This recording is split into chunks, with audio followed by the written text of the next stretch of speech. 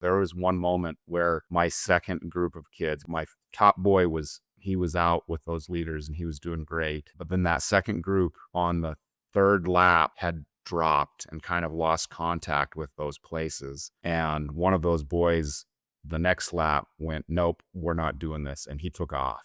And it hurt him personally, because it probably wasn't the right strategy for him to place, but he yanked two other kids with him just straight back up into the fray.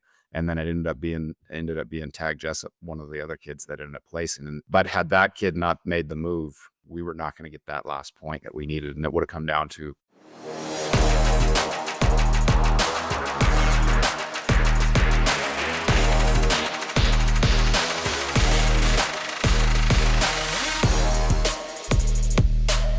Welcome back to Building a Champion, the podcast where we celebrate the people and programs shaping a culture of excellence in athletics. I'm Jordan, joined by my co-host Kayla. Today we are heading to Corvallis, Montana, where the Blue Devils have built one of the most respected track and field programs in the state.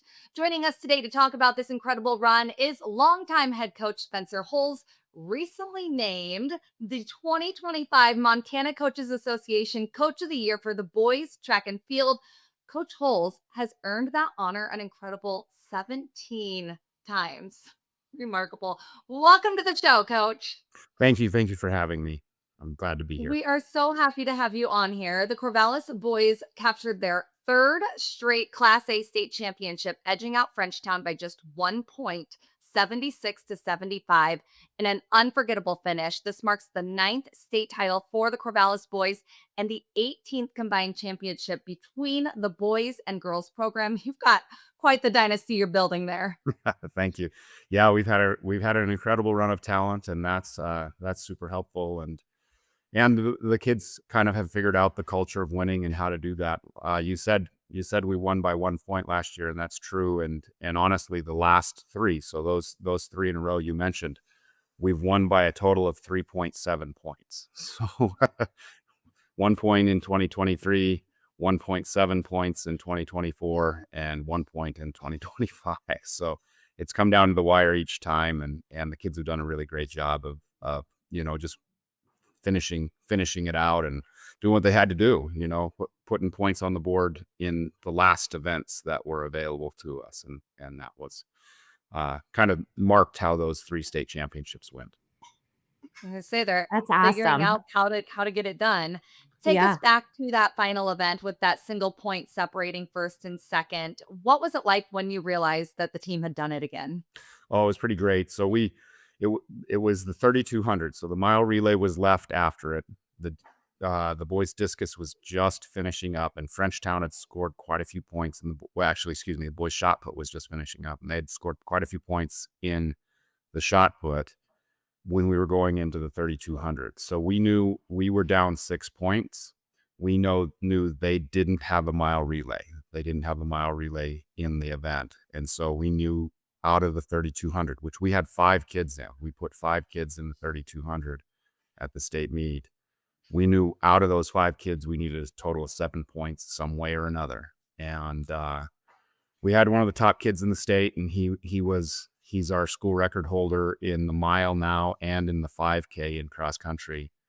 And so he had that school record the previous day in the mile. So he was running on pretty tired legs, but we needed to get him up towards the front of the race. And then we had 4 other kids, and one of those 4 we needed to get points out of. And so that's how it went down. My kid ran his best time of the season to get 3rd place. And then we had another boy also PR to get that all important 6th place to give us those 7 points that were necessary. And then, yeah, it was a pretty good celebration at that point, even though there's probably an hour left in the track meet because all of the different mile relays had to run and things. There was about an hour left in the track meet, but we had figured out, hey, this is a done deal. So yeah, it was pretty special time.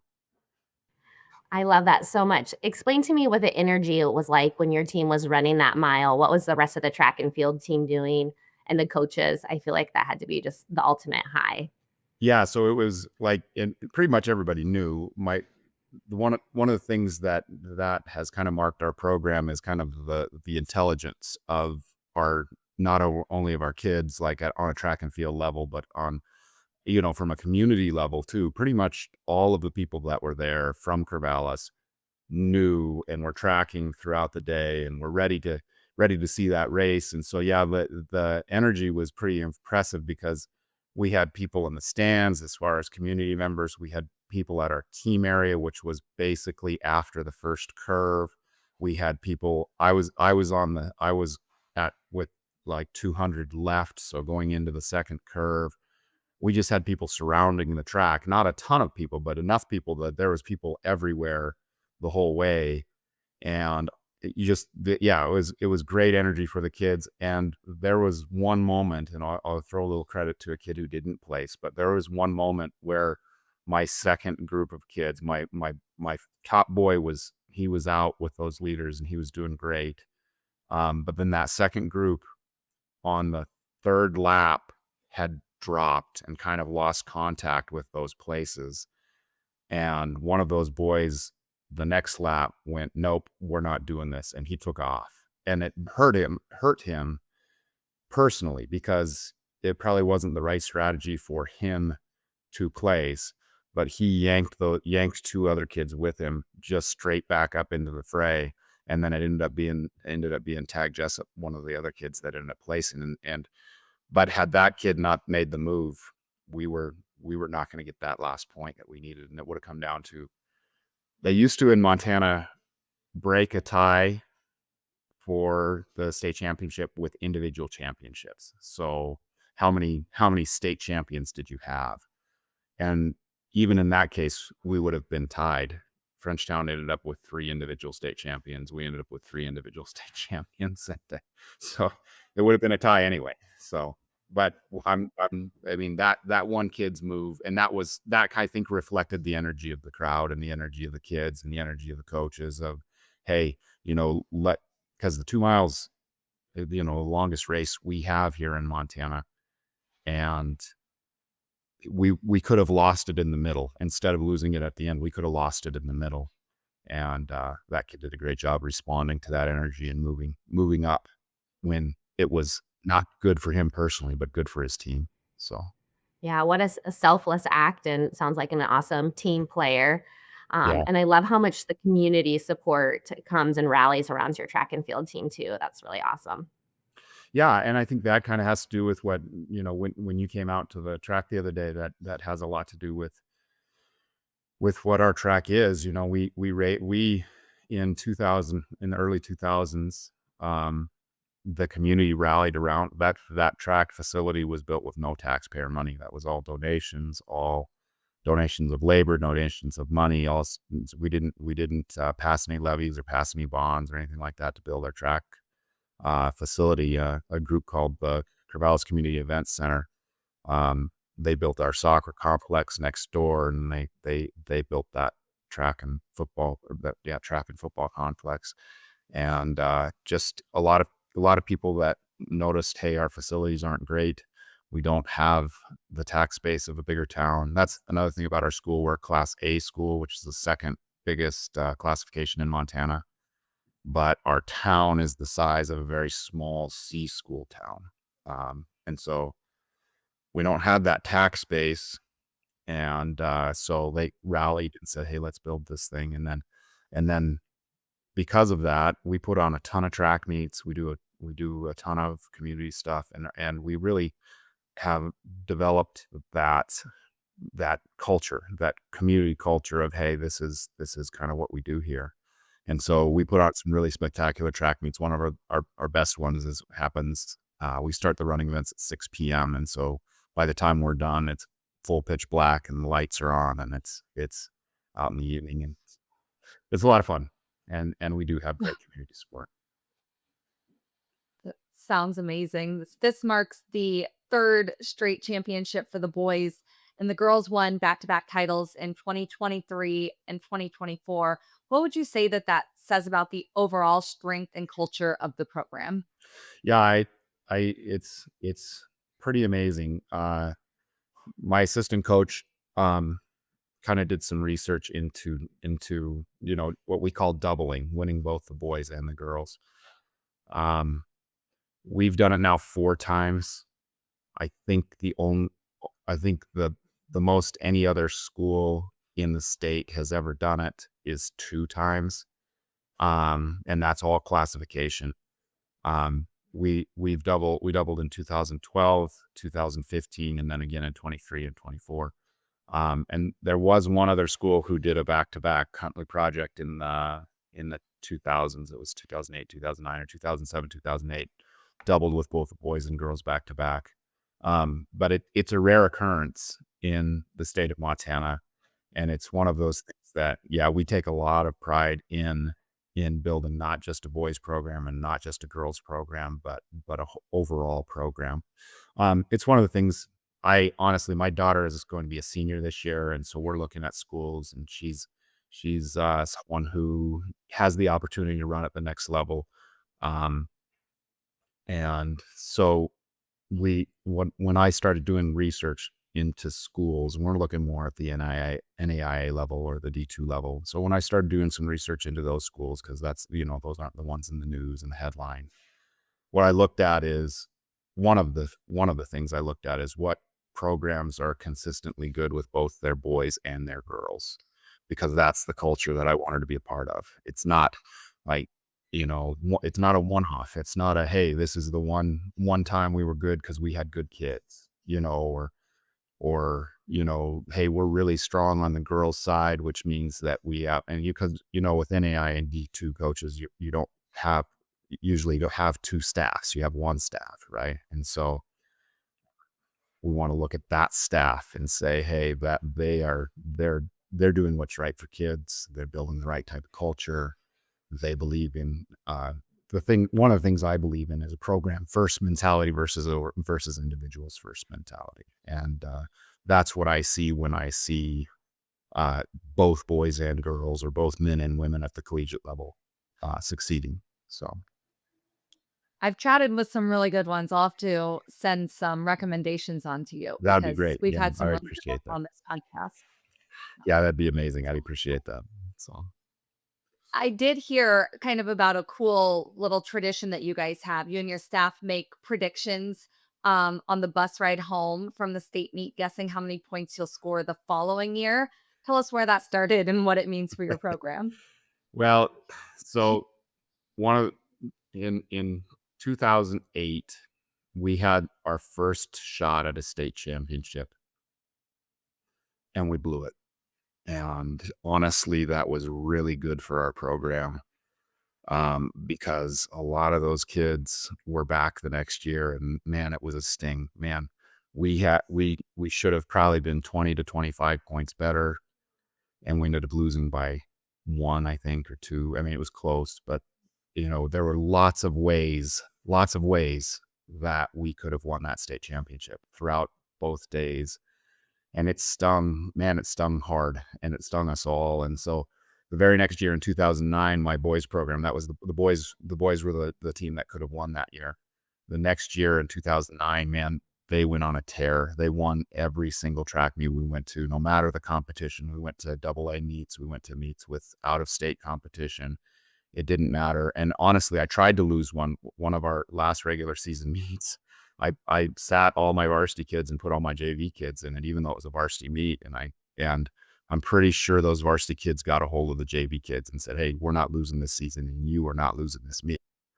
And they won. I couldn't believe it, honestly. I was so surprised that we won that meet. I wasn't trying to lose it. We just needed a rest. Our varsity kids needed a rest. But the point is the next year, when we won the state championship, and we won it handily, and in part because of that sting of the loss of the last year, we were on the bus ride home, and one of my coaches when he joined my staff was already in Montana Coaches Association Hall of Fame. He'd already had lots of success.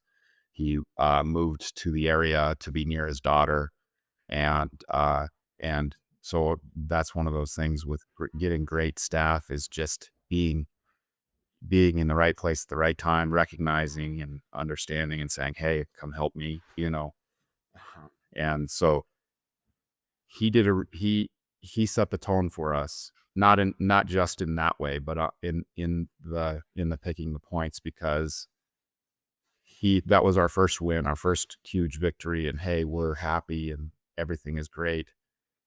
But then the idea is, okay, we did, but is that all we want to do? Is that all that is this joy good enough, or do we want to be something bigger and better? And so, we weren't on the bus for 45 minutes before he said, "Okay, let's look at this and see what we got to do for the next year." And so we started that, and it's a great way to just kind of say, "Hey, that's great, but it's wonderful, and we should feel happy and satisfied and recognize what we accomplished. But is it all that we want to accomplish?" And for kids, you've got seniors leaving, you've got other kids that are, and kids should take more than the 30 or 45 minutes that the staff takes to enjoy it, right? But because that's a huge accomplishment for them. But for the staff, for our program as a whole, it's a good way to say, great job, we accomplished a lot. What can we accomplish next year? And move on. So I heard it. I love that. Go ahead. Sorry, I heard a quote from Nick Saban one time, and Nick Saban did amazing things at Alabama and had this amazing run. And I think Mike Greenberg was talking about on ESPN. I forget the host, but as the confetti was coming down from the rafters after a national championship win for Mark Saban, he takes out his pad and pencil and he's writing notes about what they could have done better and what they need to do for next year. And then he was interviewed afterwards, and they said, "Are you happy?" And he said, "Well, I'm satisfied, but I'm not happy. I'm 2 months behind everybody else in recruiting," because of course he's playing into the middle of January when the other schools that he's playing against have been recruiting for a month and a half. And so that's I I don't take everything from Nick Saban about his whole philosophy, but I did appreciate that because I recognized that in its own way is kind of what we do. So Sounds like that might be kind of part of the key to your success is just kind of celebrating that moment and then forward thinking, okay, what's next? How are we going to improve for next year? And what are we going to do differently? That's yeah, awesome. certainly one of the keys to success for sure. I think another key to success would be just making what we do important. Track and field it's hard. It's hard as a team sport to make it important because there's so many other holes, especially in the spring. There's so many activities for kids to do, and to make it important and hold kids accountable to that importance. It's really, really hard now with lots of different activities. People want to be in multiple activities at the same time.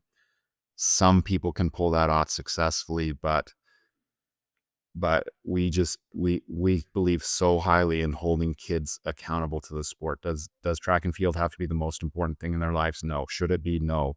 But should it be on that priority list towards the top?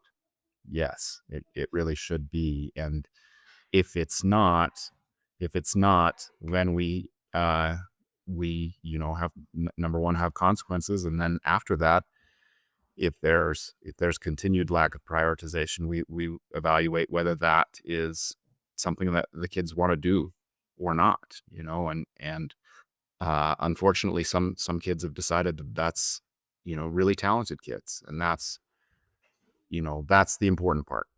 It's easy to hold kids that aren't super talented accountable because they're not gonna score you points or whatever else. But when it comes down to the really talented kids, holding them accountable is harder.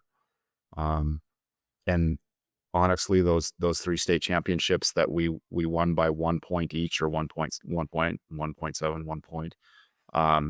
There were a couple of different kids, actually three different kids, that would have helped us win those state championships by a much further margin. But they decided that certain things in their lives that, you know, didn't, were more important than track and field. And sometimes those aren't bad things. I'm not talking about kids that, want to go, party or hang out with their friends or things like that. That's not always it. Sometimes it's another sport, and unfortunately that's a sad reality, in my opinion, of building a continuously successful program. Is once I let a kid miss track meets, miss multiple track meets for even something that's a noble cause, you end up reducing the importance of track and field. And down the road, it might not hurt you this year, it might help you this year, but 3 years from now, what does your program look like? What type of accountability can you have? And things like that. Our first state championship in this run of 3, it actually came down to the mile relay. Our mile relay was, I mean, we were what were we? We were 8 points ahead of our nearest competitor, and they had a mile relay that could win the state. And so if their mile relay did, or what were we? I can't remember. I can't remember exactly what it was, but we were certain points ahead. If their mile relay, I think if their mile relay got second or better, we had to score. And that was one of those kids that had made a decision. He was on our team. He was very talented. He was at the state meet competing as an individual, but he had made a decision in the middle of the year to miss a track meet for something that didn't, didn't rise to the priority level. And so the consequence was he couldn't run on relays, because we were towards the end of the year where that relay mojo had to be flowing, right? You had to have the same people on, and you couldn't substitute. And every single Corvallis fan, every single Corvallis coach, every single Corvallis kid knew that had I put that kid on our mile relay, we were going to win a state championship. It would have been no brainer. It would have been a done deal. But without him, it was a question. It was a real question. And it worked out. It worked out for us. But even if hadn't it worked out, even if we hadn't have placed and not gotten the points we needed, even if we gotten second place that year, I still believe I made the right decision, because down the road, I acted with integrity, or the integrity that, with the rules that I put in place, I acted in integrity, followed those rules. And every kid knows now, hey, this is the standard, and I was really happy that it worked out, obviously, but even had we lost, it would have been the right decision. So. It's just like with toddlers, you have to follow through with your punishments or they Absolutely. learn how to work you over. Absolutely, absolutely, yeah. And I don't like to call it punishment, but consequence, like consequences for decisions. Like we've all faced that every day in our adult lives. And I think that's uh hopefully one of the things that we can teach kids is, these are the rules. You can choose to follow the rules or not follow the rules. And if you choose not to follow the rules, these are consequences. If you choose to follow the rules, these are the benefits and rewards. And that's, that's how life works. That's how jobs work. You know, that's how relationships work. They're, all of that stuff that we deal with every day as adults. Hopefully I can give them a little snapshot of it, you know, in the program. So. Now, you've been a part of Corvallis athletics for decades. First as a student athlete, then a volunteer, now one of the most decorated coaches in Montana history. What's kept you so passionate about leading this program for all these years? Well, I think I didn't have much of a chance, honestly. My so yes, I was a student athlete at Corvallis, but my dad graduated from Corvallis High School before me in 1974, and then his dad graduated from Corvallis before him in the 1950s, and then his dad graduated from Corvallis before him in the 19 it was either 1919 or 1920. So I I'm I'm kind of I'm here. you know, my daughter will graduate this year as the fifth generation of my family to graduate from Corvallis High School. So that's a big part of it. Um, Another big part of it is Corvallis gave me a great opportunity when I finished my bachelor's degree. Um, I had a pretty rough student teaching experience and was questioning, hey, I just put 5 years into this program of study. Is this what I actually want to do? I was in a kind of a deciding period, and so um, I kind of half-heartedly applied for a couple of jobs, but I was not super interested in starting my teaching career. Um, and then that year was fall of 2002. The uh, the enrollment at Corvallis High School was way bigger than they had anticipated, and so they had to hire a teacher. And so the fact that they kind of recruited me, the principal there at the time called me and said, "Hey, are you finished with your degree? You finished with your certification? What is your certification in? Can you come down for an interview? Can you put it in an application? We need a teacher." And so they took a shot at me, took a shot with me. Not just that time, they took a shot. This I probably should not have been hired as a head coach of a Class A program as a second year teacher, and and I've had 1 year of volunteer coaching under my belt. That was a big risk that they took on me. I mean, the school has been super supportive of me and my profession. So that's one of those things. And then just the community. My family obviously has been around for a long time. We ran a dairy farm, a Class A dairy farm from 1920 to 2020 for 100 years. And so I tell my kids, my students, for better or worse, I'm part of this place and this place is part of me, and as I get older and understand life a little bit better, I lose some of the illusions that I once had about this place. It is a very good place to live, but it has the same issues. I mean, not the same issues, but it has issues just like any other place. They're not. It's not all positive. But for better or worse, I am part of this place, and this place is part of me, and um, I feel like there's more to do. Like I love what we've accomplished, but there's more to do. There's still more to do. So I love that. It sounds like they took a big risk on you when you were so young, and now they had a big reward with all the success that you've brought Corvallis. So that's awesome. And I think just when you're talking about loyalty, you've been so loyal to this team for so long that just with your experience and your consistency, I'm sure that's kind of helped mold some of these athletes as they kind of you just being so loyal and so constant in that program. Do you feel like that's kind of been part of your guys' team success as well? I think so. I think loyalty is a big concept to this. Loyalty means a lot, and not just from my standpoint. We require a lot of loyalty too. And that's part of it. We being track and field is an individual sport, but we treat it like a team sport. I truly believe that individual performances are better when you're competing for somebody else.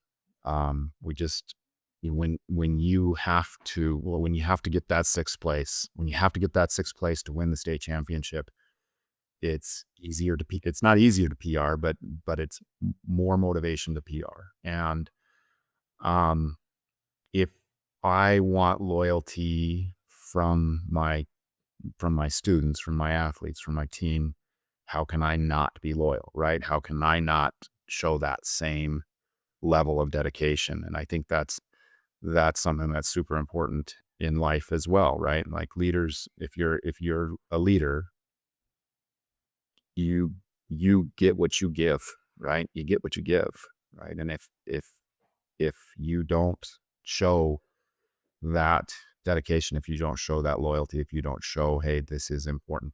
Well, comes back to importance, right? I don't miss meets either. Like I missed a meet, one meet for my daughter's birth. Like, and that was I don't know. I'm still not sure it was the right thing. It is for sure. But I still have. I was talking to my wife about that this morning. We were kind of equating. equating our children's births to what happened in track and field that year. And uh, our our girls had won 6 state championships in a row. And then my youngest daughter was born, and I missed a meet. It wasn't the state meet, but I missed a meet for her birth, and then we didn't win the state championship that year. So she she um she has my daughter has to feel really special, about that, but also may hopefully not. Hopefully this won't be something that gives her undue pressure at later. Um, no, but it's that's mostly joking, but yeah, it's something that if it's not important to you, why would it be important to the kids, right? If it's not important to all of my coaches, and coaches are different, right? Like there's a different set of rules that coaches play by. Coaches have like they're adults. They have other responsibilities in other ways that sometimes supersede, track and field. And so you don't always have the same standards don't apply in every case, but it better be important, and it has to be important. But if you could plan your births around Yeah. the meets, that'd be great. Yeah, right. Exactly. That'd be better. Yeah, you guys, understand 10 months from now, this is, so Yeah. Hey, let's go ahead and figure this out now. yeah, So let's you've led Corvallis to 18 combined state titles. It's something few programs in any sport can say. When you think about what's next, what would you say the goal is moving forward for the track and field program? yeah, and just a note of clarification. I've been involved in 16. The first boys and the first girls were in the 70s. So actually I don't think I was born for either of those. So but You've got a 16. couple more to catch up Yeah, that's on. right. I got to catch up. Yeah, I would say in the future, I think the goal remains. Like the goal remains the same. I think that when you have a program that is consistently pushing the top, I first of all, I never allow students to come up with team goals. They come up with their own individual goals, but I was part of a few football teams where the team got to vote on their team goals, and I was looking at a at best 3-win football team. Like at the beginning of the season, hey, if we do great, we're going to win 3. And the team goal was always win a state championship. And I just don't believe in making goals that are unrealistic. I don't think that serves anybody. It serves nobody. So I don't allow my kids to make team goals. My staff and I, we make the team goals because we want to be realistic. Almost every year, there are certain exceptions to this, but almost every year, our initial team goal is to win a state trophy. Be in the top 3, and that won't change. That will continue as long as we feel like we have that program. Now, again, there's certain years where you can't with a straight face say that, right? You can't look at that team and say we're going to win a state trophy. That's just not in the cards. But almost every year we can look at our talent level and say, and from the previous season when we've decided how many points we're going to win the next year, right? So, um, we but that persistent goal is to be in the top 3 of the state. And then we adjust in the middle. Like sometimes we adjust and say, hey, we're better than the top 3. We need to change this. Our goal needs to be to win a state championship. And in certain cases, we change in the middle and say, hey, we're not quite as good as we thought we were. Let's change that goalpost. Let's change that goalpost. We can place at the divisional level. We can be maybe 1 or 2 in the division. It looks like there's some really strong teams from the East that we hadn't accounted for. Let's accomplish what we can accomplish. And so that's kind of my goal is I want to see that. I want to see the strength of the program continue, where we can make that goal pretty much every year. Hey, we want to be in the top 3 of the state, and realistically do so. And that takes recruiting. That takes, track and field isn't fun. Practices are not fun. Basketball practice is fun. Football practice is fun. Soccer practice is fun. So we have to go after kids and say, hey, it's not going to be a lot of fun in the training, but it's super, super rewarding at the end. And to just keep that culture strong and continue to make it important, I think, is the big thing. So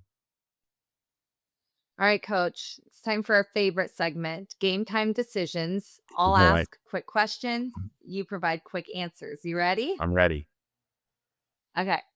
Favorite moment from this year's state meet? When my kid crossed in sixth place to get us the 1 point, that was the favorite moment. There were lots of them, but that was the biggest one. Harder to coach, a 4x100 handoff or a javelin approach? Ooh, I don't specifically coach either one of those things, but I'm going to, for me particularly, it would be the javelin approach. I know a little bit more about the handoff than I do about the javelin approach. Bigger adrenaline rush, a PR or a 1 point team win?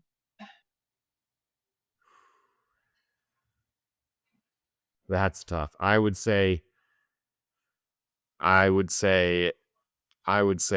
1 point team win, especially at the end, because in the end, like I give them the whole season for times. You run for time the entire season. Last meet, you run for place. You get to run for you the entire season.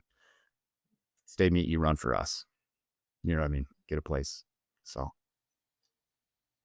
Best part about coaching in Montana? ooh. I would say the the competition, honestly, especially on the boys side right now, running in Montana is tough. Like it's top notch competition here in Montana. I know this is rapid fire, but I have to jump in there. So I had the opportunity to go to Corvallis and look at their facilities, and it is so beautiful. The backdrop behind their facilities, like there's mountains all around. So if I had to run anywhere, I think it'd be Corvallis. You'd be my coach. Like that would be the high for me. So it was just stunning. It is gorgeous. I would agree. That's high on the list. As long as you're on the flat track and not running the Yeah. hills. Exactly. Maybe What's just a the 100-meter pre dash too. Right. Yeah. What's a pre-meet message that you give every athlete? Just to compete. Like when you put on our uniform, you're doing something that's bigger than yourself. You know what I mean? Compete for your teammates. What's one word that defines Corvallis track and field?